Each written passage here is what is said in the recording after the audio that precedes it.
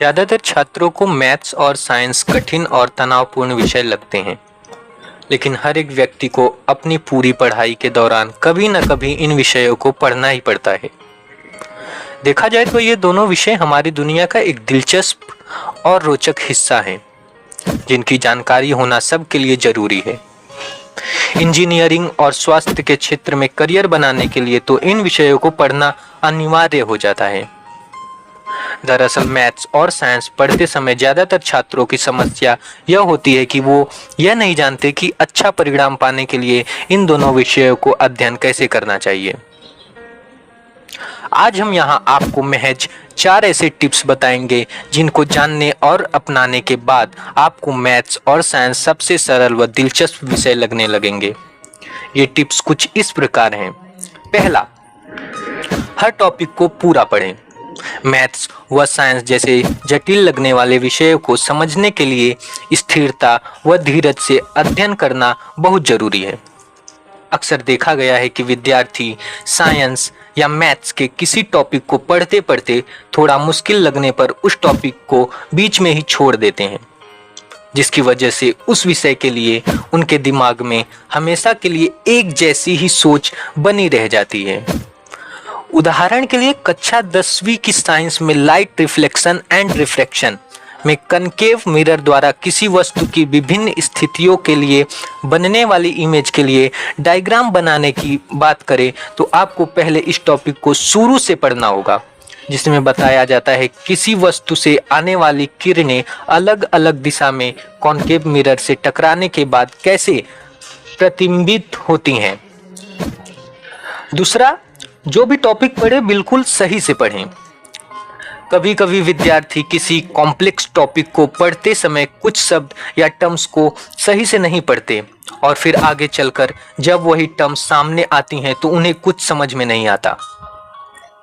उदाहरण के लिए अगर हम बायोलॉजी यानी जीव विज्ञान की बात करें तो इसमें कई मुश्किल नाम हैं या शब्द सामने आते हैं जिन्हें अच्छे से पढ़ने याद ना रखे पर आने वाले टॉपिक्स को भी समझना मुश्किल हो जाता है। जैसे नर्वस सिस्टम के बारे में पढ़ते समय यदि आप न्यूरॉन, डेंड्राइट, एक्सॉन आदि शब्दों को ध्यानपूर्वक नहीं पढ़ते तो आपको आगे चलकर रिफ्लेक्स एक्शंस को समझने में भी दिक्कत होगी, जिनकी थ्योरी इन सभी टर्म्स पर ही आधारित है। 3, समझ न आने पर टॉपिक को दोबारा जरूर पढ़ें।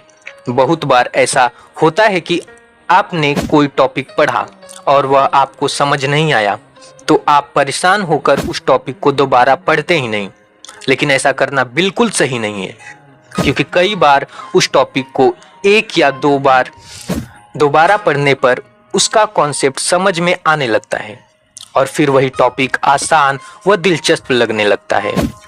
उदाहरण के तौर पर जब आप फिजिक्स में डीसी मोटर की कंस्ट्रक्शन या वर्किंग के बारे में पढ़ते हैं तो आपको पहली बार में तो सिर्फ उसमें इस्तेमाल होने वाली टर्म्स ही समझ में आ पाएंगी। फिर दूसरी बार पढ़ने पर आप उन सब टर्म्स को एक दूसरे से कोरिलेट कर पाएंगे, यानी उनमें संबंध समझ पाएंगे। हो सकता है पूरे टॉपिक को अच्छे से समझने के लिए आपको उसे 3 बार भी पढ़ना पड़े। इसी प्रकार जब हम मैथ्स के किसी प्रश्न को 1 बार पढ़ते हैं तो उसमें से दी गई समस्या शायद पहली बार में समझ में ना आए, लेकिन उसी प्रश्न को दोबारा पढ़ने पर हम असली समस्या को जान पाते हैं। चौथा टिप्स है, मैथ्स के हर प्रश्न को 2 भागों में बांटकर करें हल। मैथ्स के सवालों को हल करने के लिए यह सबसे महत्वपूर्ण व कारगर तरीका है। इसमें आपको करना क्या है कि किसी भी प्रश्न को हल करने से पहले उसे 2 भागों में बांट लें। ये 2 भाग इस तरह होंगे। पहला, पहले भाग में लिखे क्या डाटा दिया गया है आपको। दूसरा, दूसरे भाग में लिखे क्या पूछा गया है। इसके बाद इन दोनों स्टेप्स को एक दूसरे से जोड़ने वाला फॉर्मूला ढूंढें और उस फॉर्मूले की मदद से प्रश्न का सही हल निकालें। हर विषय को पढ़ने के लिए यदि सही तकनीक का इस्तेमाल किया जाए तो आपको चीजें आसानी से समझ तो आती ही हैं, बल्कि ज्यादा उसमें समय तक आपके दिमाग में भी बनी रहती हैं, जिससे एग्जाम में बेहतरीन परफॉर्म करना आसान हो जाता है।